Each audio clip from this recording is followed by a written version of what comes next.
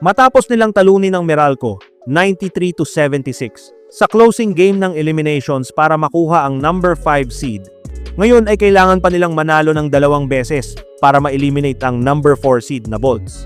Essentially, thrice to beat ang kailangan nilang i-overcome. Hindi madaling gawin yon, pero panatag si head coach L.A. Tenorio. Ayon sa kanya, may sapat ng kumpiyansa ang team na kaya nilang makipagsabayan sa Meralco. Nakikita niya sa kanyang mga players ang sense of urgency, alam nilang playoffs na at kailangan na ng extra effort. Ang laban, bukas sa Ninoy Aquino Stadium.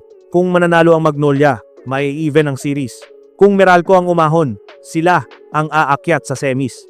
Tanong, kaya ba ng Hotshots ang comeback laban sa Bolts? O panatag ang Meralco sa kanilang advantage? Isang bagay ang sigurado, sa playoffs, lahat pwede. At kapag Magnolia ang nanalo ng una, biglang magbubukas ang laban.